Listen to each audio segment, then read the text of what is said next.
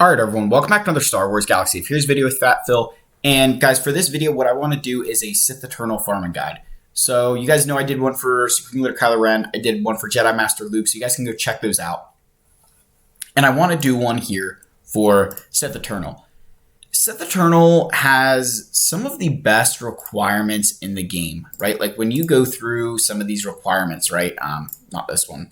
When you go through some of these requirements, right? He has some really good stuff in here, and even like the Imperial TIE Bomber, yes, you'll need it at 6 stars here. I recommend getting it to 7 stars. But that ship has transformed the Empire fleet from like decent and made it unbelievably good. Like that ship is so good, guys. It's so important. So I highly recommend taking it to 7 stars.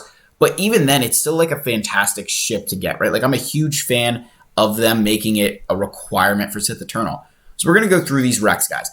I'm going to take you through the order that I would farm them in. I'll give you the reasons that I would, and when I say farm them, right? Some of this is like, yes, this is relics, but really where I think about this is in terms of gear and relics, right? That like your order should be farming them to get them to these points. With Sith Eternal, I will give a few caveats of like, you know, if you're doing him first, if you're not doing him first, kind of some of those changes, guys, right? So let's get into the video. Now, as always, guys, we first need to give a lot of credit to our King Wampa and say from the bottom of our hearts that we love you and you are our king. Guys, if you want to see Wampa hit Relic 8, all you need to do, smash that subscribe button, leave likes, leave comments, let me know what your thoughts are down below, guys. I want to hit 1,900 subscribers by the end of December, so let's get at it. Let's keep on moving through. All right, so let's get to Sith Eternal. So you have your first 5 characters here, right? Emperor Palpatine and Darth Vader. They need to go hand in hand. Like they need to be married together in this process when you go through them. The reason you want to go through them together is because they each benefit each other in a lot of ways, right? Now, obviously you guys know if you've watched the channel, that getting Mara Jade to even gear 8, right? Even just getting her to gear 8 frees up your Darth Vader for other things, and you can use Mara Jade and Sith Eternal. Or Emperor Palpatine, sorry. So that's perfectly fine, right? That's a huge thing that I would do. I think that's a great idea, right? Get your Mara Jade to like gear 8. But for Sith Eternal purposes, we want to be focusing on these characters. Obviously, Darth Vader should be your first relic. This I have right here is what you should be doing first, right? Like these are the first characters you should be relicking, gearing for Sith Eternal, because these two are a team, right? And maybe you get Mara Jade to gear 8, and now you've got 2 teams because Darth Vader's a team on his own. And then Veers, Piet, and Stark, Imperial Troopers, guys, they're a team together. Like those 3 characters carried me for a long time. Like I could throw garbage Imperial Troopers with them. Like I think I was using like, let me go down here. I was using like a gear 12 Shore Trooper. I had like a gear 11 Snow Trooper. I would use Stormtrooper at times. Like I had these random comps. These 3 carried it. And with relics on them, honestly, they're fantastic, right? They will get the job done. And, you know, yes, you're not going to be punching up against like Darth Revan teams, but it's still a team for GAC that you can use. The one caveat I'll throw here is if Sith Eternal is going to be a later farm for you and you don't have Jedi Knight Anakin to 7 stars, I would go for him. And I would get him to, you know, I would max him out before you know, inside of this first 5. So I do want to put that caveat in here that Jedi Knight Anakin is extremely important, and he's a character that I would probably substitute Stark for, right? If like Sith Eternal isn't your first farm, you probably have some stuff already, but Anakin, make sure he gets to Relic 7. He's really good, but those are your first 5. Your next 5, obviously, Anakin still goes in this slot. If Sith Eternal is your first farm, you still want a good Anakin because he can slot in with Jedi. He can slot in with Galactic Republic. He can, you know, there's a couple of areas to use him. And I think that just for how good he is, right? Like you get him to Relic 7 and you throw him with like a garbage Qui-Gon Jinn and people will still drop battles because of him, right? So that's the reason we want to get Anakin up is that, you know, having him at relics, he was one of my first, you know, couple relics and he was unbelievably good. Next is Grand Admiral Thrawn. Thrawn, I almost had to put him in the first 5, but I couldn't do it because of the Imperial Trooper team, right? But Thrawn is one of the best plug-and-play characters in the game still today. Like, back in the day, this man was the king of plug and play. He was Wat Tambor before Wat was cool. I would put him above Wat if Fracture still worked on Galactic Legends. When Fracture worked on Galactic Legends before the nerf of 2021, like, Wat Tambor couldn't hold a flame to how good Thrawn was, right?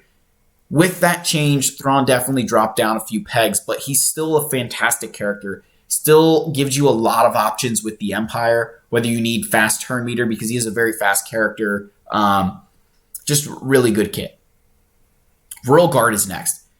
Royal Guard with the rework that they got, this unyielding defender getting, max health equal to the leader's max health and doubles it. Like, this kit is so good. Obviously best under Lord Vader, but a solid Royal Guard throws a lot of people for a loop. There's stun on basic, right? Which is like, that stun is brutal when you land it on people. This, gaining defense, heal over time, Empire allies gain health up, retribution. Like, that is a unbelievably good ability. It drives people insane. Then we've got, Grand Moff Tarkin here, who, Grand Moff Tarkin is here because it's going to give you, again, you remember with those Empire characters we had here, right? You're going to get Palpatine, Vader with Grand Moff Tarkin, Thrawn, and Royal Guard. That's a team for territory battles. So you've now built yourself a full Empire team for territory battles that you can use. So that's why you kind of want to get these guys up and running, is that, you've got teams for territory battles now, right? Dooku is the next one in the list here. The reason I put Dooku here is because a good Dooku will get you through the Padme event. It gives you the option to start doing the dark side territory battle mission, because you don't really need Asajj Ventress for that. Asajj is nice, but Dooku will carry that mission by himself with decent relics. So my personal opinion for you guys, right? Getting these characters next benefits your roster in that you're going to flesh out a Jedi team with Anakin or Galactic Republic. You're going to get a full Empire team to use in territory battles, other areas of the game, right?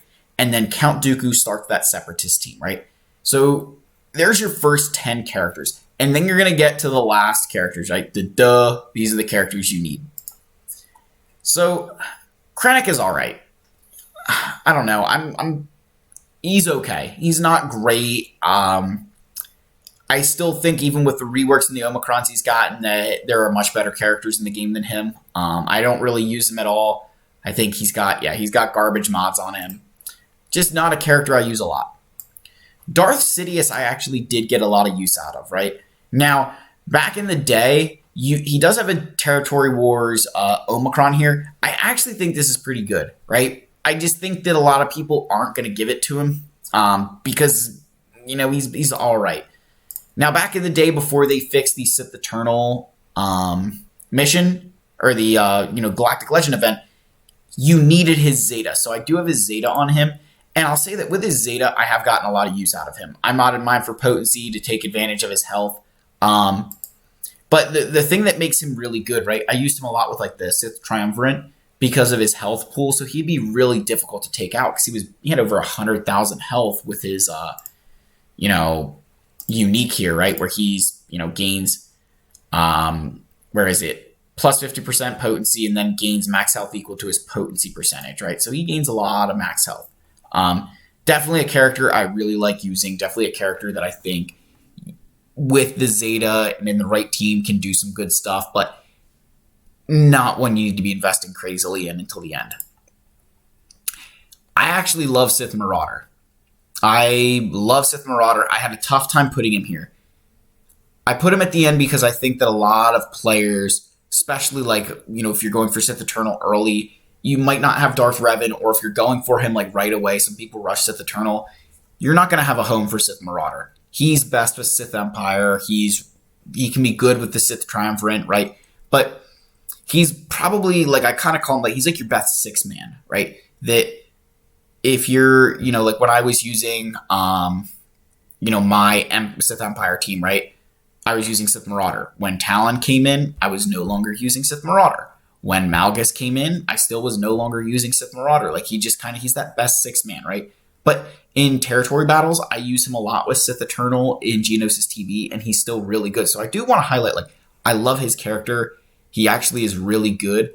I just think that there's no real good home for him. So you kind of need to farm him last and find out where he slots in for your team. And then Darth Maul's here. He is a pilot, right? Which the problem is that you don't really use the scimitar all that much, right? You don't really use this ship all that much. And Maul's kind of similar.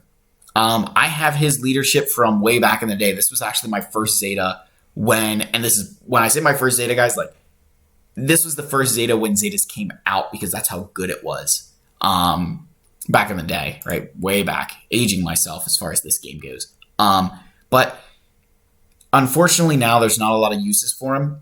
The only time I use him, and this is like the funniest thing, right? His Zeta has finally come around. So Sith allies gain stealth. So whenever there's stealth feats, I use Darth Maul. And that's the only time I use him. I shouldn't say the only time. I have gotten some use out of him in territory battles. Because, and I'll say this in territory battles, why he can be good, is that he, gains extra health, and then he gains max health equal to 10% of the damage he deals, right? And then he gains more potency. So what he's able to do is that as he deals more damage, especially like in Geonosis territory battles where he's facing Jedi, his max health just starts ramping and ramping and ramping and ramping. So with like Sith Triumvirate, obviously really good. And I mentioned the Sith Triumvirate a lot. They're just a very good team, guys. Especially, with a Sith Eternal video, we can't not mention them. But Maul is a really good character, like for situational stuff like that territory battle things, but really one that you want to get in the end, right? These are the last characters you want to farm for Sith Eternal. Otherwise, guys, make sure you get that TIE Bomber, right? Make sure that you get your TIE Bomber to 7 stars, right? That's like the next most important thing you can do. Make sure you have that, or 6 stars is the requirement, get it to 7 stars because it's important. Otherwise, guys, you'll then get Sith Eternal. And with Sith Eternal, unfortunately, I kind of recommend getting him when it makes sense for your roster, right? You'll kind of figure that out on your own. But I'll say this, right, guys? The thing is, with Sith Eternal, the best team for him is Wat Tambor, right? Like that's literally the best team for him is Wat Tambor, Armor. He's just unfortunately, I think he's missing a few pieces to a team. He's got a decent kit, but definitely with some of the newer GLs that have come out, he's pretty lackluster. But I know he's a very popular GL for a lot of people because he is very easy to obtain. So I wanted to do this video for you guys. But let me know what your thoughts are down below. As always, guys, smash that subscribe button. Leave a like, leave a comment. May the Force be with you. I love all of you, and I'll see you in the next video. Cheers.